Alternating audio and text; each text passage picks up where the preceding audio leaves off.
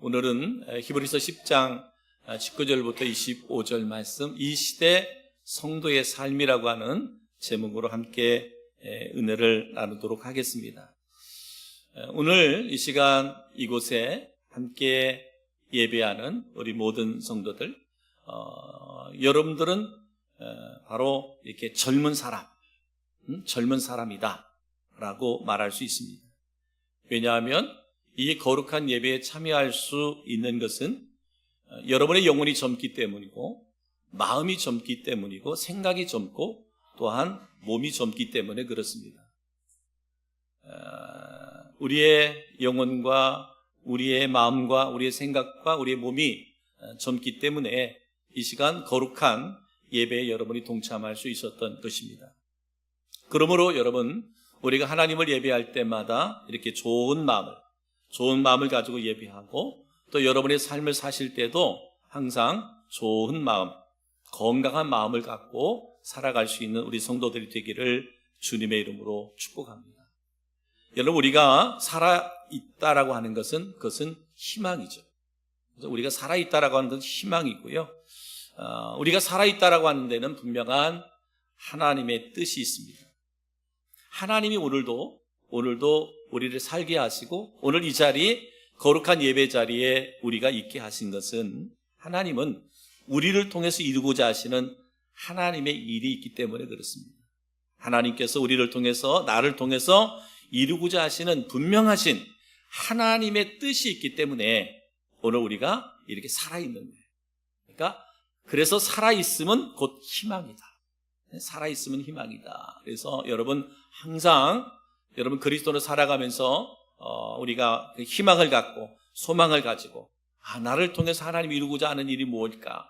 하나님께서 내 삶을 통해서 영광받기를 원하는 것은 무엇일까? 이것을 날마다 우리가 분별해서 승리해 갈 수 있는 은혜가 있기를 주님의 이름으로 축복합니다. 그러면 우리가 어떻게 이 세상을 살아갈까? 이 시대 가운데 그리스도인으로 어떻게 살아갈까? 어떻게 해야 하나님께 나아가는 삶이 될 수 있을까? 오늘 히브리서 기자는 구약의 제사, 그리고 예수 그리스도의 죽으심을 연결해서 우리에게 말씀하고 있어요. 그러면서 그리스도인들의 실질적이고 윤리적인 삶에 대해서 말씀하고 있는데, 그래서 히브리서 10장 19절부터 22절 말씀에 보니까 그러므로 형제들아, 그렇죠? 오늘 19절에 시작할 때 그러므로 형제들아, 그러면서 22절 마지막에 하나님께 나아가자, 이렇게 말씀했어요. 그러므로 형제들아, 우리에게 주시는 결론의 말씀, 하나님께 나아가자. 그래서 나아가자. 그렇습니다. 우리 그리스도인이 하나님께 나아가지 않으면 아무 답이 없어요. 성도인 내가 하나님 앞에 나아가지 않으면 어떤 답이 없어요. 그런데 여러분, 우리가 하나님께 나아가자, 하나님께 나아갈 수가 있는데 어떻게 나아갈 수 있느냐? 바로 우리는 예수 그리스도의 보혈을 지나, 그죠? 예수 그리스도의 보혈을 지나 아버지께로 나아갈 수 있는 길을 하나님이 허락해 주셨습니다. 그래서 예수님께서 하나님께 나아가는 길이 친히 되어 주셨어요. 예수님이. 그래서 요한복음 14장 6절, 예수께서 가라사대 내가 곧 길이요 진리요 생명이니 나로 말미암지 않고는 아버지께로 올 자가 없느니라. 바로 예수 그리스도를 통해서 하나님께 나아갈 수 있는 길을 누가? 예수님께서 열어주셨어요. 그러므로 형제들아, 하나님께 나아가자. 그런데 그냥 나아가자 구호만 외치는 것이 아니라 아버지 하나님께 나아갈 수 있는 길을 예수님이 친히 우리에게 만들어 주셨어요. 그래서 예수님께서 내가 곧 길이요 진리요 생명이다. 나로 말미암지 않고는 아버지께 올 자가 없다. 오직 예수 그리스도를 통해서 우리가 하나님께 나아갈 수 있다라고 말합니다. 그래서 히브리서 10장 19절에도 이렇게 말합니다. 형제들아, 우리가 예수의 피를 힘입어 성소에 들어갈 담력을 얻었나니 라고 말하고 있습니다. 우리가 예수의 피를 힘입어서 성소에 들어갈 담력을 얻었다. 즉 예수의 피, 즉 예수님의 그 죽으심, 십자가의 죽으심으로 하나님 앞에 나아갈 수 있게 되었다는 거예요. 아버지께 나아갈 수 있게 됐다. 그러므로 이 시대를 살아가고 있는 성도들은 어떠한 삶을 살아야 되느냐, 어떠한 삶을 살아야 되느냐 하는 것을 오늘 우리에게 네 가지로 말씀하고 있어요. 오늘 본문을 통해서 이 시대 성도들이 어떠한 삶을 살아가야 되느냐 하는 것을 네 가지로 말씀하고 있는데, 저는 이 네 가지의 말씀을 통해서 우리가 은혜 받고 도전받고 또 그렇게 살아낼 수 있는 우리 성도들이 되기를 주의 이름으로 축복합니다. 첫 번째는 뭐냐? 첫 번째는 온전한 믿음으로 하나님 앞에 나아가야 된다라고 말합니다. 온전한 믿음으로. 히브리서 10장 22절에 우리가 마음의 뿌림을 받아 악한 양심으로부터 벗어나고 몸은 맑은 물로 씻음을 받았으니 참 마음과 온전한 믿음으로 하나님께 나아가자 그랬어요. 오늘 이 시대 그리스도로 살아가는 우리들이 온전한 믿음, 온전한 믿음으로 누구에게? 하나님께 나아가야 된다라고 말합니다. 그렇기 때문에 여러분, 주님 앞에 나아갈 때 온전한 믿음, 그러니까 담대하게 나와야 돼요. 담대하게. 우리가 예배 드리는 것은 하나님 앞에 나오는 것인데, 왜요? 우리는 하나님 앞에 나올 수 없는 존재들이었잖아요. 그죠? 하나님 앞, 거룩하신 하나님 앞에 나아갈 수 없는 죄인된 자들이었단 말이에요. 왜? 거룩하신 하나님 앞에 나아가는 것 자체가 죽음이었어요. 그런데 예수 그리스도의 보혈의 피, 예수 그리스도의 십자가의 죽으심으로 말미암아 우리가 아버지 앞에 나아갈 수 있는 길을 열어주셨는 거예요. 그러니까 예수의 이름으로 우리는 담대하게 하나님 앞에 나아가 예배할 수 있게 된 것이에요. 그래서 우리 안에 이 죄된 것들로 인해서 우리가 하나님 앞에 나아가는 것이 때로는 부끄럽고 또 죄스럽고 그러면 안 돼요. 이미 예수님께서 우리의 모든 죄의 값을 대속하셨잖아요. 이제는 죄인이 아니잖아요. 죄의 종로 타는 자가 아니잖아요. 우리는 담대하게 하나님 앞에 나아갈 수 있어야 된다. 그래서 오늘 히브리서 기자는 유대인들은 전통적으로 성전에서 제사를 어떻게 드렸느냐, 예배를 어떻게 드렸느냐, 성전의 구조를 보면 이렇게 되어 있어요. 성전의 맨 앞에는 이방인의 뜰이 있었고요, 그 다음에 여인의 뜰이 있었고요, 그 다음에 유대인의 뜰이 있었어요. 그리고 좀 더 나가면 레위인의 뜰이 있었습니다. 좀 더 나아가면 뭐가 있었느냐? 바로 성소와 지성소가 있었어요. 아무나 나아갈 수 있는 게 아니에요. 이방인의 뜰이 여인들의 뜰에 갈 수 없죠. 여인들이 유대인의 뜰에 갈 수가 없어요. 유대인의 뜰이 레위인의 뜰에 갈 수가 없어요. 성소와 지성소 아무나 갈 수 없었어요. 성소에는 누가만 들어갈 수 있어요?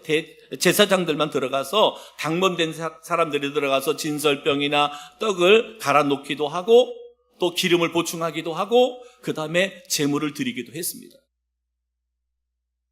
그리고 가장 깊은 지성소에는 절대로 아무나 들어갈 수가 없었죠. 대제사장 중에서도 대제사장, 그것도 1년에 단 한 번 대속죄일에 모든 백성들의 죄를 대신해서 들어가는 속죄의 제사를 드렸습니다.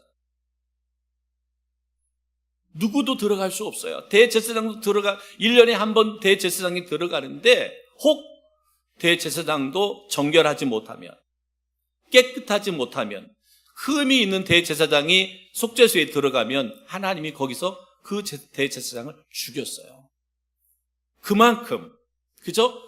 지성소, 즉 하나님이 임재한다, 법궤가 있는 지성소에 들어가는 대제사장 1년에 한 번 들어가는 것도 조금이라도 허물과 죄됨이 있으면 그 자리에서 죽임을 당했단 말이에요.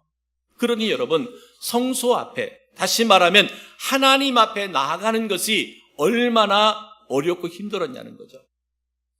지금 그때로 보면 우리들은 다 이방인들이잖아요. 우리들은 간다 그래도 성전에 간다 그래도 이방인의 뜰에만 있을 수밖에 없어요. 이방인의 뜰에. 그런데 우리가 어떻게 됐어요? 이제 우리 그 거룩하신 하나님 앞에 나아갈 수 있게 됐어요. 누구? 예수 그리스도의 피, 그 피를 힘입어서 담대하게 하나님 앞에 나아갈 수 있게 된 것이라는 거예요. 그러니까 우리가 이 시간도 하나님 앞에 나와 예배하는 여러분들은 담대하게 나와 예배할 수 있는 거예요. 히브리서 10장 19절부터 20절 말씀이에요. 그러므로 형제들아 우리가 예수의 피를 힘입어 성소에 들어갈 담력을 얻었나니 그 길은 우리를 위하여 휘장 가운데로 열어놓으신 새로운 산 길이요 휘장은 곧 그의 육체니라 라고 말합니다. 예수의 피를 힘입어 성소에 들어갈 담력을 얻었다라고 말합니다. 여러분, 성소와 지성소를 나누는 휘장이 있었잖아요. 휘장이 있었습니다. 휘장이 있었는데 그 휘장이 언제 찢겨졌느냐? 예수님께서 십자가에 달려 죽으실 때, 예수님이 죽으시는 순간 성소와 지성소 사이를 가로막고 있는 휘장이 찢어졌어요. 그 지성소는 누구만? 대제사장만 1년에 한 번씩 들어가서 속죄할 수 있었는데, 그러나 그 제사장도 대제사장도 조금만 허물이 있거나 부정이 있었으면 거기서 죽임을 당할 만큼 그렇게 누구도 들어갈 수 없는 그 지성소에 예수 그리스도의 십자가의 죽으심으로 그 휘장이 찢겨져서 이제는 예수의 이름으로 누구든지 다 하나님 앞에, 보좌 앞에 나아갈 수 있는 특권이 주어졌다는 거예요. 그러니까 오늘 우리가 이 시간 주님 앞에 나와 예배하는 이 예배가 얼마나 감격스럽고 감동이 있으며, 그래서 주님 앞에 나온 우리들이 얼마나 담대함으로 나와야 되는지 오늘 분명하게 말씀하고 있습니다. 이것이 얼마나 놀라운 은혜고 놀라운 축복인가. 우리는 하나님을 아버지라 부르며 담대히 은혜의 보좌 앞으로 나아갈 수 있다라고 말합니다. 히브리서 4장 16절에 이렇게 말합니다. 그러므로 우리는 긍휼하심을 받고 때를 따라 돕는 은혜를 얻기 위하여 은혜의 보좌 앞에 담대히 나아갈 것이니라. 은혜의 보좌 앞에 뭐 하기 위해서? 은혜 받기 위해서. 우리는 그래서 이제 하나님 앞에 나아갈 수 있는 그런 그 예수 그리스도의 그 보혈의 은혜로 주님 앞에 담대히 나아갈 수 있게 되었는데, 중요한 것은 뭐예요? 우리가 그냥 나가면 되는 게 아니죠. 뭘로 나가야 돼요? 믿음으로 나가야 돼요. 믿음으로. 그래서 히브리서 11장 6절, 믿음이 없이는 하나님을 기쁘시게 하지 못하나니. 믿음으로 하나님 앞에 나아가는 거예요. 오늘 우리가 이 자리에 나와서 하나님을 예배할 때 이미 예수 그리스도를 통하여 하나님께 나아갈 수 있는 길을 열어주셨잖아요. 그 길을 열어주셨지만 그 길에 나오는 우리들은 뭐예요? 믿음으로 나와야 돼요. 그러니까 우리가 드려지는 예배는 믿음으로 드리는 예배여야 됩니다. 여러분, 한 사람 한 사람 이 시간 하나님을 예배할 때 그 예배가 살아있는 예배가 되려면 여러분이 믿음으로 드려야 되는 거예요. 믿음으로. 믿음 없이 드려지는 예배는 하나님께 연락이 되어지지 않아요. 믿음으로. 그러기에 여러분, 우리가 하나님 앞에 나아갈 때 여러분 어떤 마음? 온전한 믿음. 그죠? 온전한 믿음으로 주님 앞에 나아가는 우리 성도들이 되기를 주님의 이름으로 축복합니다. 그래서 이 시대의 성도의 삶은 뭐냐? 온전한 믿음으로, 담대한 믿음으로 주님 앞에 나아가라. 예배뿐만 아니라 여러분 담대한 믿음으로 주님 앞에 나아가서 기도하고 하나님과 늘 영적 교통함을 이루는 우리 성도들이 되기를 주님의 이름으로 축복합니다. 두 번째는 우리가 이 시대의 성도의 삶, 두 번째는 뭐냐면 소망을 굳게 잡아야 된다. 소망. 예수 믿는 그리스도인들은 그리스도 안에서의 소망을 굳게 잡아야 됩니다. 히브리서 10장 23절에 말씀합니다. 또 약속하신 이는 믿으시니 우리가 믿는 도리의 소망을 움직이지 말며 굳게 잡고 그랬습니다. 여기서 말씀했잖아요.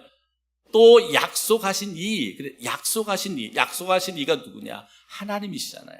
약속하신 이는 하나님. 근데 그분이 뭐라 그랬어요? 그분이 믿으시다.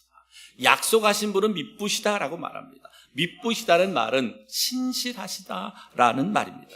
변함이 없다. 변덕이 없다는 거예요.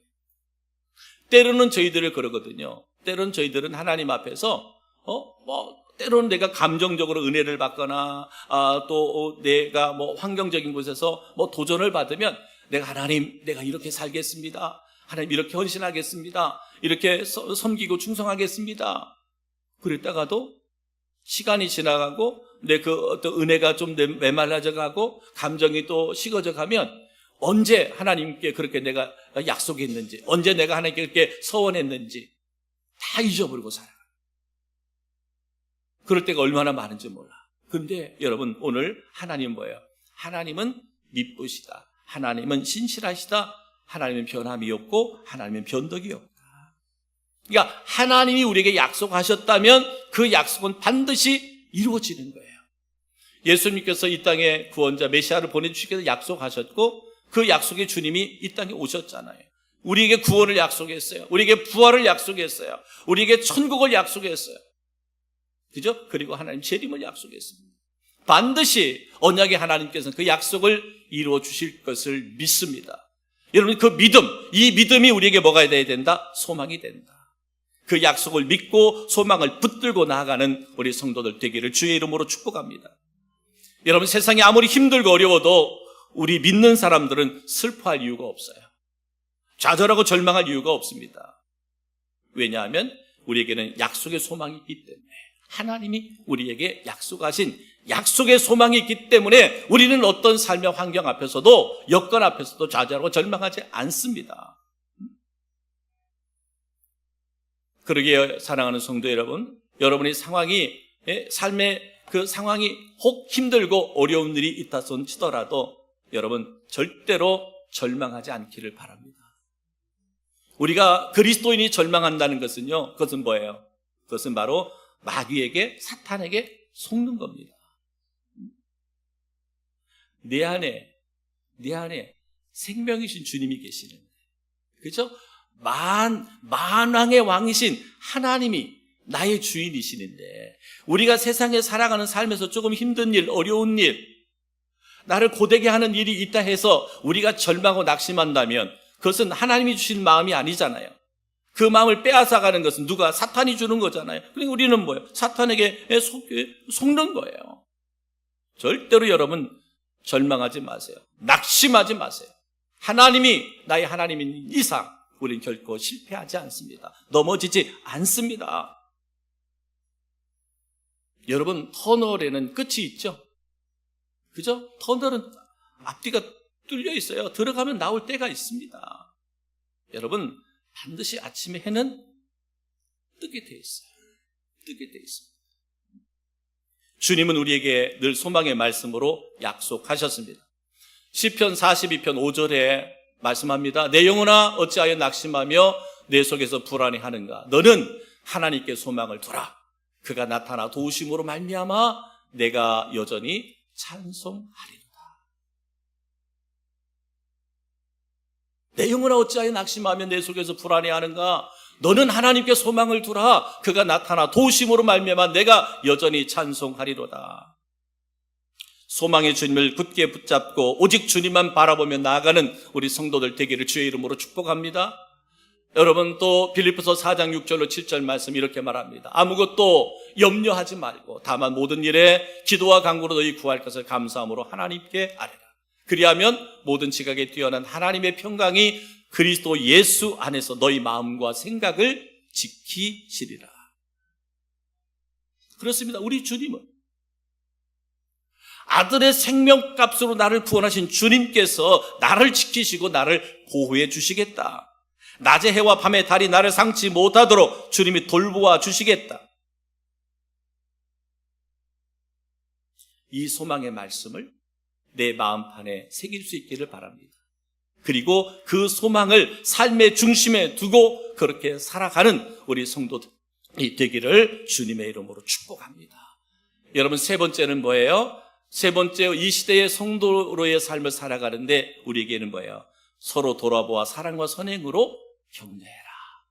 서로 돌아보아 사랑과 선행으로 격려해라 라고 말합니다. 히브리서 10장 24절 서로 돌아보아 사랑과 선행을 격려하며, 24절인데 5절로 잘못 나왔네요. 24절 서로 돌아보아 사랑과 선행을 격려하며, 서로 돌아보고 사랑과 선행으로 격려하는 삶을 살라는 거예요. 우리 그리스도인들은요, 살아가면서 혼자라는 생각을 해서는 안 됩니다. 우리 믿음의 공동체는 뭐예요? 서로 돌아볼 수 있어요. 돌보아 줘야 됩니다. 그러니까 우리는 혼자 예배 드리는 것도 아니고 혼자 신앙생활 하는 것도 아닙니다. 함께 예배하는 거죠. 우리는 함께 하는 거예요. 함께. 그래서 서로 돌아보라. 우리가 서로를 돌아볼 때 우리 인생의 힘든 일은 누구나가 다 찾아올 수 있잖아요. 그죠? 어려움은 누구나가 다 찾아올 수 있습니다. 근데 뭐라는 거예요? 그런데 서로 돌아보라는 거예요. 서로 돌아보아. 뭐라고요? 서로를 격려해라. 여러분, 가족 한 사람이 어려움을 당할 때 가족이 서로 격려하고 싸매주고 붙들어줄 때 힘이 나는 것이죠. 그래서 가정이라고 하는 것은 치료의 공동체예요. 그러니까 우리 사회가, 그래서 가정이 무너지면 사회가 무너지는 거예요. 우리가 사회 속에서 아무리 상처받은 사람이 있어도, 사람과의 관계에서 상처받은 사람이 있어도 가정이라는 공동체 안에서는 그 모든 것들이 치료되는 공동체거든요. 가정이라고 하는 것은. 근데 가정이 무너져요. 그럼 가정이 무너졌다는 얘기는 사회가 무너졌다는 얘기예요. 가정보다 또 더 나아가서는 뭐예요? 교회라고 하는 공동체죠. 여러분, 교회라고 하는 공동체는 바로 치료하는 공동체예요. 그러니까 우리 사회에서 교회라고 하는 이 공동체가 무너지면 우리 사회는 무너지는 거예요. 그래서 교회는 때로는 우리 교회 안에 구역이 있고 기관들이 있는데, 구역이나 기관들, 이것들이 뭐예요? 다 우리를 치료하는 공동체가 돼야 돼요. 교회라고 하는 것은. 그래서 우리가 모였을 때 서로 기도하고 격려하고 또 위로하고. 여러분, 그렇습니다. 사람은요, 격려를 받을 때 자존감이 생기고 능력이 배가 된다 그래요. 그러니까 우리가 같은 믿음의 지체들 가운데서도 서로 격려해주면 성도로서의 자존감이 높아지는 거예요. 가정에서도 자녀들을 이렇게 늘 격려해줘야 돼요. 그래야 걔네들이 자존감이 높아지는 거예요. 그런데 늘 잘못된 것만 지적하고 탓하면 어떻게 되느냐? 비난하게 되면 자기 능력의 50%가 감소된대요. 그에게 주어진 능력이 있는데 그 능력의 50%가 감소된대요. 그래서 우리가 가정 안에서도 마찬가지고 교회 안에서도 마찬가지예요. 우리는 늘 누군가를 격려하고 위로하고 축복할 수 있는 공동체가 돼야 돼요. 이 시대에 여러분, 우리가 사회가 얼마나 자기중심적입니까? 자기중심적이에요. 자기밖에 모르잖아요. 누가 어떤 고난과 고통을 겪더라도 별로 신경 쓰지 않아요. 그러면 안 되잖아요.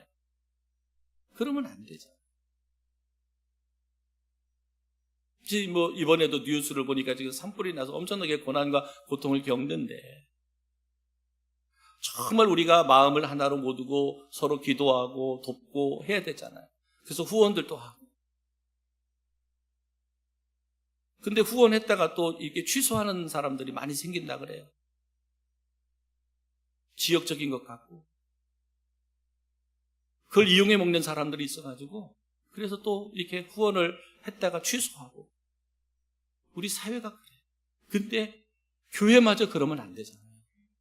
교회는 사랑의 공동체가 돼서 모든 사람을 품을 수 있어야 되고, 그들을 위로할 수 있어야 되고, 그들을 격려할 수 있어야 돼요. 근데 교회마저 이것을 잃어버린다면 우리 사회는 정말 소망이 없는 거죠. 서로를 격려하고 사랑할 수 있어야 돼요. 상대방의 힘을 빼기보다 격려하고 축복하고 사랑할 때 놀라운 생명력이 일어나고 그 생명력이 넘쳐나게 된다라고 말씀하고 있습니다. 그래서 오늘 우리들을 향하여 주님께서 주시는 말씀이 뭐냐? 세 번째, 서로 돌아보아 사랑과 선행을 서로 격려하라. 사랑하는 성도 여러분, 저희 교회 이 공동체가 이와 같이 우리 지체들을 서로 위로하고 격려하고 또 사랑하고 축복할 수 있는 그러한 우리 공동체가 되기를 주님의 이름으로 축복합니다. 왜 우리가 신앙생활 하다 보면 허물이 왜 없겠어요? 왜 목사의 허물이 없겠어요? 우리 성도 각자의 왜 허물이 없겠어요? 허물을 들춰내기 시작하면 끝이 없겠지요. 늘 말씀드리는 것처럼 우리의 허물이 보여지면, 내 눈에 허물이 보여지면, 그를 위해서 기도하라고 주님께서 내게 보여줬구나. 조용히 기도하시면 돼요.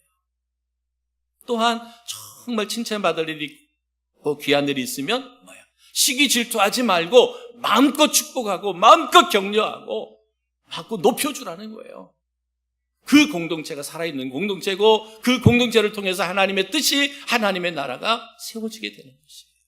전에 우리 음성 침례교회라는 이 공동체가 이런 살아있는 생명력이 있는 그런 공동체가 되기를 주의 이름으로 축복합니다. 그래야 세상에서 절망하고 낙심한 자들이 와서 구원받고 새로운 삶의 소망을 갖고 살아갈 수 있게 되는 거예요. 네 번째는 뭐냐? 네 번째는 열심히 모여야 된다. 이 시대에, 여러분, 이 시대의 성도의 삶, 이 시대의 성도의 삶, 네 번째가 뭐냐? 열심히 모여야 한다. 모이게 힘써야 된다라고 말합니다.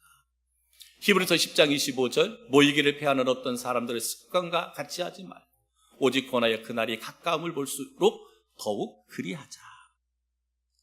여러분, 교회의 특징은 자주 모이는 겁니다.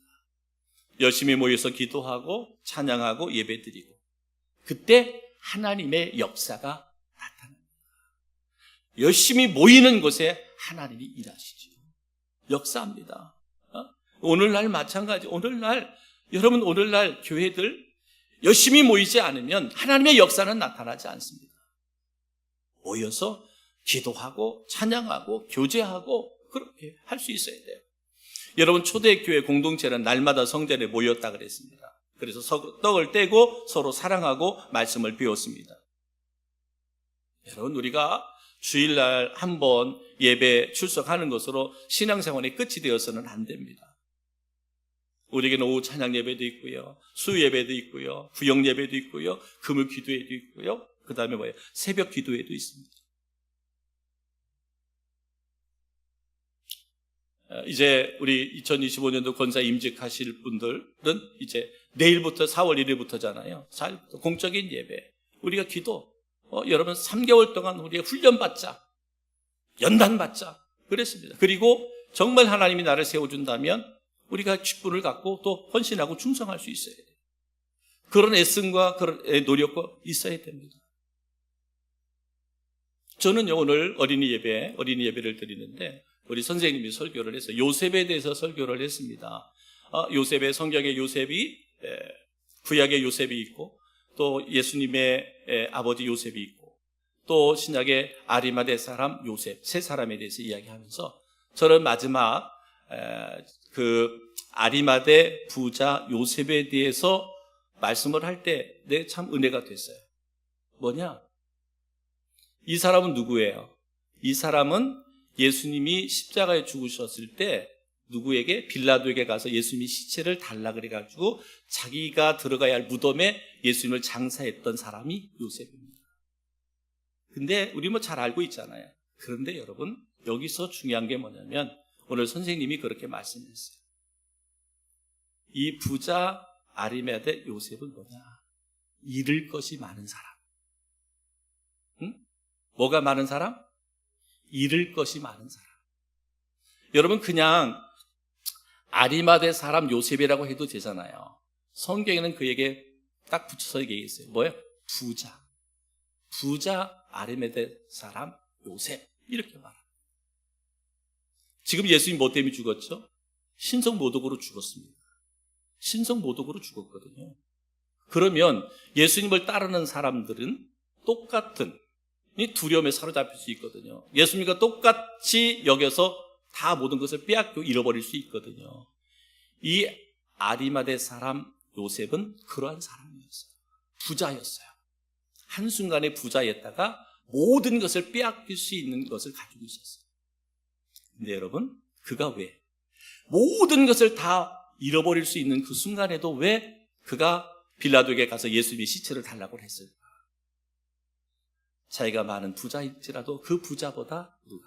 예수가 소중했기 때문에 그렇습니다. 여러분 초대교회 성도들 매일 모였다 그랬잖아요. 여러분 그들이 매일 모일 때 뭐 할 것 없으니까 매일 모였을까요? 아닙니다. 그들은 모일 때마다 생명 걸고 모였어요. 왜? 모였다가 잡히면 죽었잖아요. 모였다가 잡히면요 짐승밥이 됐습니다. 사지가 찢겨서 죽였어요. 그냥 불에 태워 죽였습니다. 가족과 생리별을 시켰어요. 예배드리다 잡히면 그랬다. 그 시대예요. 근데 오늘 성경은 뭐라 그래요? 그들이 뭐라 했대요? 오늘 25절에 모이기를 피하는 어떤 사람들 습관 같이 하지 말고 오직 권하여 그날이 가까움을 볼수록 더 그리하자. 그랬잖아요. 모이기를 피하는 사람들은 그렇게 말했습니다. 야, 초대교회를 야, 지금 큰일 나. 너 잡히면 네 자식도 죽어. 너 잡히면 네 재산 한순간에 다 평생 네가 모았던 재산 한순간에 잃어버릴 수 있어. 주변에서 말합니다. 야, 지금은 조금 참아도 너 하나님 믿지, 예수님 믿잖아. 그래서 지금 좀 참아. 조금 참았다가 조금 이게 조금 지나가면 좀 느슨해지면 그때 모여서 예배하고 기도하면 되지. 왜 굳이 지금 잡히면 그렇게 죽임을 당하는 이 상황 가운데 그렇게 모여서 예배하고 기도하고 교제하고 그러려 그래? 그러지 마라. 때로는 그것이 가까이 있는 내 남편일 수도 있고 내 아내일 수도 있고 내 자식일 수도 있고. 근데 뭐 했어요? 그들은 뭐예요? 모이기에 힘썼다라고. 모이기에 힘썼다. 사랑하는 성도 여러분, 늘 말씀드리지만 오늘 이 시대 우리 적당하게 신앙생활해도요, 요즘에 누구 뭐라고 하지 않습니다. 그죠? 적당하게 해도 자기가 판단해서 내가 이렇게 신앙생활해도 누구 하나 뭐라고 할 사람이 없습니다. 그만큼 지금 교회가 때로는 말씀의 권위가, 때로는 어떤 영적 지도자들의 권위가 많이 땅에 떨어져 있죠. 그렇지 말아야 되지만 하나님의 말씀을 가지고 권면하기가 쉽지가 않습니다. 왜? 그래서 그렇게 받아들이는 영혼들이 그렇게 많지가 않습니다. 그러니까 끊임없이 말씀은 타협적인 말씀이 선포돼요. 인본주의적 말씀이 선포될 수밖에 없고, 그러다 보니까 영혼이 메말라가고 영혼이 죽어져 가는 거죠. 그러다 보니까 교회는 힘을 잃어버리는 거예요. 교회가 힘을 잃어버리니까 정말 하나님이 쓰실 만한 일꾼들이 이 사회 가운데서 일어나지 못하는 그런 안타까운 현실이 오늘의 현실입니다. 그래서 오늘 이 시대를 살아가고 있는 우리 그리스도인들이 어떤 삶을 살아야 될 것인가? 네 번째, 모이게 힘써라. 사랑하는 성도 여러분, 예배 생활, 기도 생활, 봉사와 섬김과 헌신의 생활